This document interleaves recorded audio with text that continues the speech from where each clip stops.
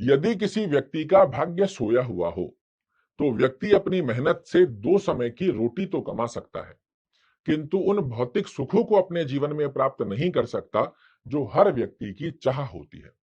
किंतु अब आपने थंबनेल में देखा कि यदि आप एक कन्या राशि के जातक हैं तो आपके भाग्य विधाता उदित अवस्था में आ चुके हैं और अब कन्या राशि वाले जातकों को आज से ही गुरु पूर्णिमा से ही 18 अक्टूबर 2025 तक की ड्यूरेशन में देवगुरु बृहस्पति का ऐसा आशीर्वाद मिलने जा रहा है जो इन 5 बड़े वरदान को आपके लिए सिद्ध करता हुआ पाया जाएगा। आप लिख कर रख लीजिए, इन 5 में से कोई एक भी चीज अगर छूट जाए तो आप मुझे कहिएगा। देवगुरु बृहस्पति जो कि कन्या राशि वाले जातकों के लिए 2 केंद्र के स्वामी होते हैं, केंद्र भाव में वर्तमान समय में स्थित है। सूर्य के युति के साथ में इनकी अस्तगत अवस्था आपके लिए बनी थी, अब सूर्य हट चुके हैं, देवगुरु बृहस्पति उदित हो चुके हैं और डिग्री वाइज भी अब बलवान होने जा रहे हैं।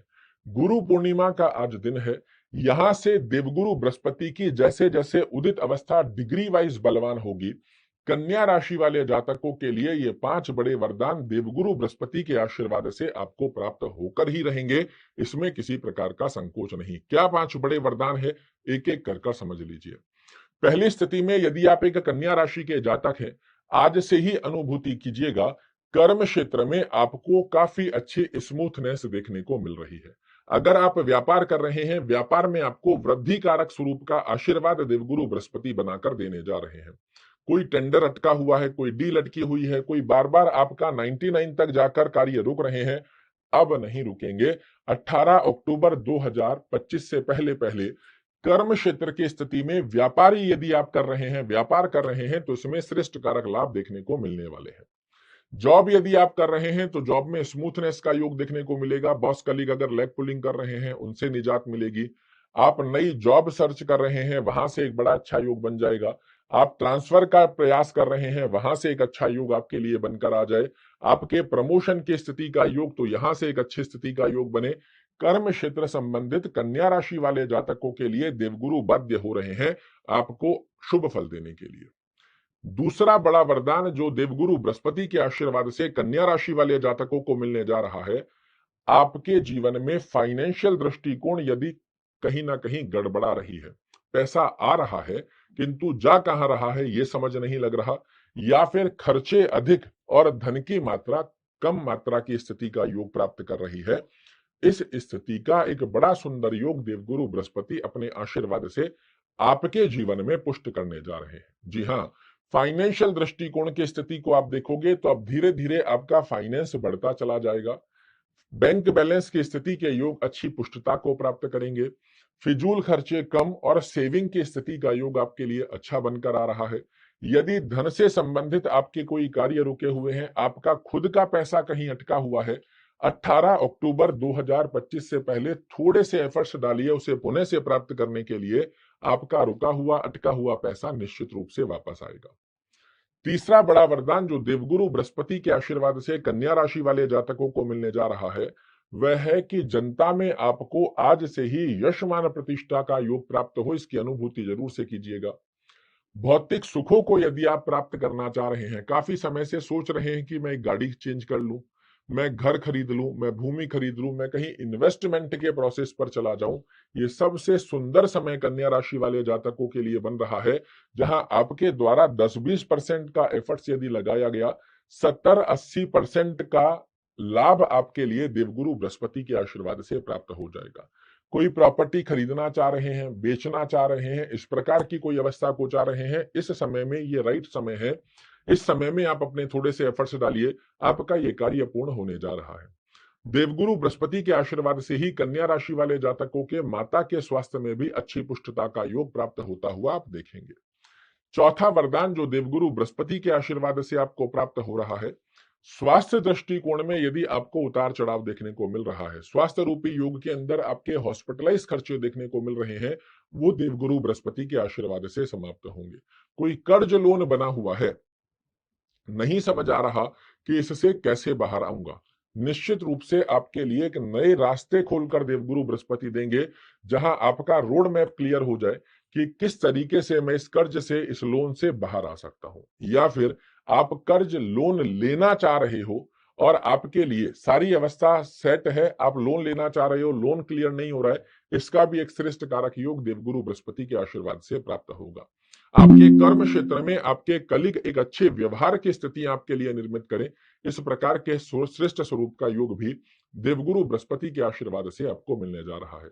दैनिक रोजगार में वृद्धि करेंगे, दाम्पत्य जीवन की स्थितियों को श्रेष्ठ कारक स्वरूप में परिवर्तित करेंगे देवगुरु बृहस्पति। ये 5 आशीर्वाद देवगुरु बृहस्पति की कृपा से आज गुरु पूर्णिमा से लेकर 18 अक्टूबर 2025 तक की ड्यूरेशन में कन्या राशि वाले जातकों को जरूर से मिलने वाले हैं।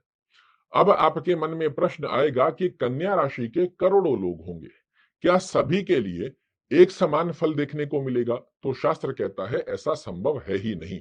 उसका कारण है कि जिस ग्रह का फलादेश आप सुन रहे हैं, उस ग्रह का प्लेसमेंट आपकी कुंडली में एक अच्छे भाव में होना सबसे पहले आवश्यक होता है।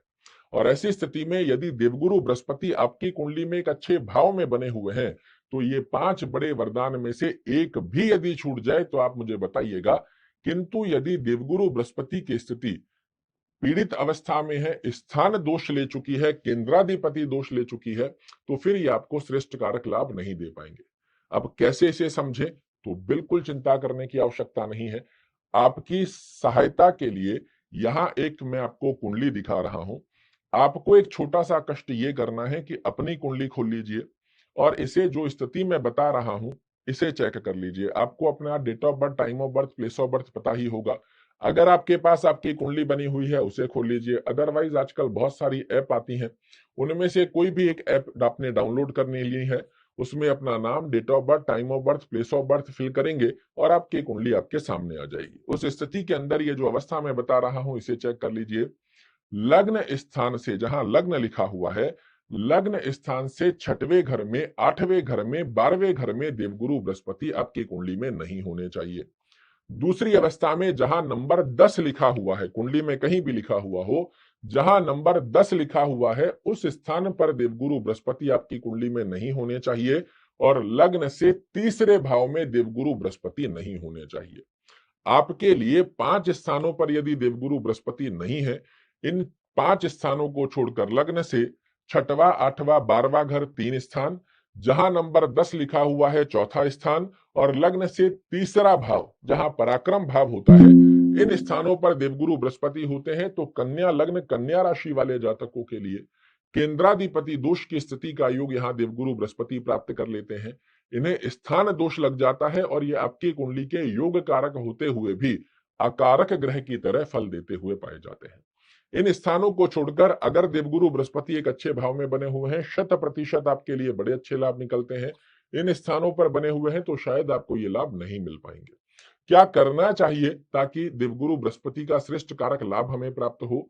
तो ओम गुरुवे नमः का एक माला जाप करना आपके लिए बहुत अच्छा है। विष्णु सहस्त्र नाम का पाठ अगर करना संभव ना रहे तो इसे सुनिए जरूर से, सुनने मात्र से बड़े अच्छे लाभ निकलते हैं। चलते फिरते ओम नमो भगवते वासुदेवाय नमः का जाप करना आपके लिए बहुत अच्छा है। अगर देवगुरु बृहस्पति की एक अच्छी अवस्था आपकी कुंडली में बनी हुई है, आप पुखराज धारण करें तो बेहद अच्छे लाभ निकलते हैं। फिर भी मेरा रिकमेंडेशन रहेगा किसी अच्छे विद्वान को अपनी कुंडली का एनालिसिस करवाने के पश्चात ही पुखराज धारण कीजिएगा।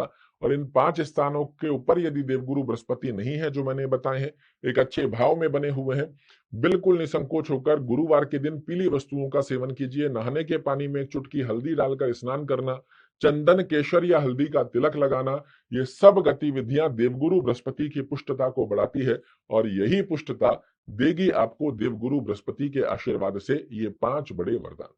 आशा करता हूं मेरे द्वारा दी गई ये जानकारी आपको पसंद आएगी। कल फिर से एक नई जानकारी लेकर आपके सामने उपस्थित होऊंगा। तब तक के लिए नमस्कार।